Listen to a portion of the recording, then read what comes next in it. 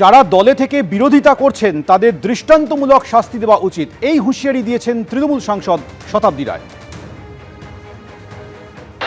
মুরারইতে যারা দলে থেকে বিরোধিতা করছে তাদেরকে দলকে বলা যে দিদিকে আসলে বলবো যে দৃষ্টান্তমূলক শাস্তি দেওয়া উচিত, যাতে বিরোধী আসন থেকে বিরোধিতা করুন, আপনাকে স্যালুট জানাবো।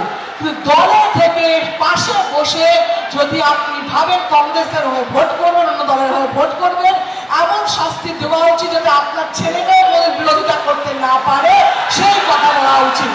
দলকে এবার সহ্যভাবে অনেক সহ্য করেছে দল, সেই মানুষগুলোকে চিহ্নিত করে, কারণ চিহ্নিত করা খুব সহজ। মনে রাখবেন মমতা ব্যানার্জি একটা রাজ্য চালান, একটা মুরারইয়ের ছোট জায়গায় কারা ভোট করছে কারা ভোট করছে না, কারা চামচিগিরি করছে কারা করছে না, সব খবর কিন্তু দলের কাছে আছে। সুতরাং এখনো সময় আছে, দলে থাকতে হলে দলের ভোট করুন, দলে না থাকতে হলে যেখানে খুশি যে কোনো দলে যান, আমরা আপনাদের সম্মান দেবো।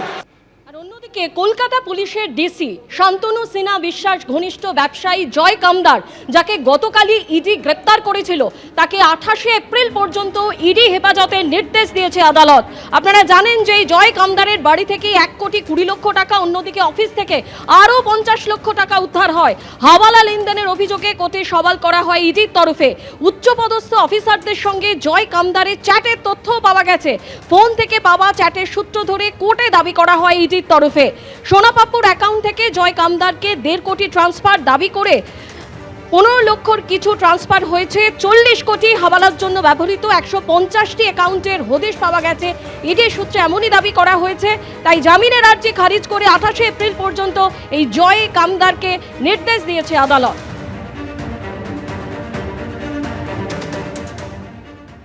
28 তারিখ পর্যন্ত মহামান্য আদালত ওনাকে পুলিশ কাস্টাডির ডেট দিয়েছে। 28 তারিখে ওনাকে আবার এখানে প্রডিউস করা হবে এবং এই ডিউরিং দিস পিসি পিরিয়ডে অনারেবল ডিকে বাসু জাজমেন্ট অনুযায়ী ওনাকে প্রত্যেক 48 ঘন্টার মধ্যে মেডিকেল ট্রিটমেন্ট করতে হবে এবং প্রসিকিউশনের যে অ্যালিগেশনগুলো ছিল সেগুলো পুঙ্খানুপুঙ্খু দেখে এবং ডিফেন্স লয়ারদের আমাদের সাবমিশন শুনে প্রসিকিউশন 14 দিনের পুলিশ কাস্টাডি চেয়েছিল, সেটাকে খারিজ করে 28 তারিখ পর্যন্ত পুলিশ কাস্টাডি দিয়েছে। অফিসিয়ালদের সঙ্গে চ্যাট বলতে পার্সোনাল ওনার সঙ্গে যাদের ব্যক্তিগত সম্পর্ক আছে সেই অনুযায়ী ওনার যে ডিভাইসটা নিয়ে গেছিল সেখান থেকে কিছু ডিস্ট্র্যাক্ট করে সেই ডিভাইসের দেখিয়ে সেই কারণে ওনারা পুলিশ কাস্টাডি চেয়েছিল।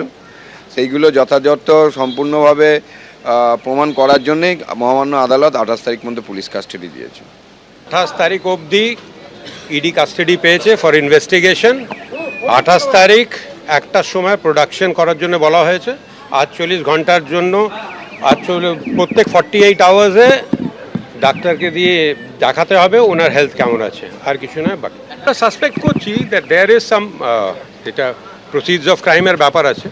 ওনার কাছে চ্যাটগুলো যেগুলো পাওয়া গেছে ওইটা নিয়ে ওনাকে কনফ্রন্ট করা হবে যে এই চ্যাটগুলো কেন, কিসের জন্য, এইসব ব্যাপার নিয়ে সন্দেহ করছি যে হ্যাঁ ওনার কাছে ইনক্রিমিনেটিং ম্যাটেরিয়াল পাওয়া গেছে হাওয়ালার। পরের খবরে আসবো। ভোটের সময় গন্ডগোল পাকাতে পারে বলে 800 জন তৃণমূলের নেতা কর্মীকে চিহ্নিত করেছে জাতীয় নির্বাচন কমিশন। এই অভিযোগে হাইকোর্টে মামলা দায়ের। পুলিশের মাধ্যমে তৃণমূলের এই 800 জন নেতাকর্মীকে চিহ্নিত করা হয়েছে বলে দাবি মামলাকারীর। এই নেতাকর্মীদের গ্রেফতারির আশঙ্কায় হাইকোর্টে মামলা। এই অবস্থায় আদালতের হস্তক্ষেপ চেয়ে হাইকোর্টে সওয়াল তৃণমূল সাংসদ তথা আইনজীবী কল্যাণ বন্দ্যোপাধ্যায়ের। এই নেতাদের তালিকায় রয়েছেন তৃণমূলের সাংসদ, বিধায়ক, কাউন্সিলররা, এমনকি জেলা পরিষদ ও পঞ্চায়েত সমিতির সদস্যরাও রয়েছেন। বিভিন্ন তৃণমূল নেতা রয়েছেন এই 800 জনের তালিকায় বলে দাবি করছেন মামলাকারীরা। এবিপি আনন্দ, এগিয়ে থাকে, এগিয়ে রাখে।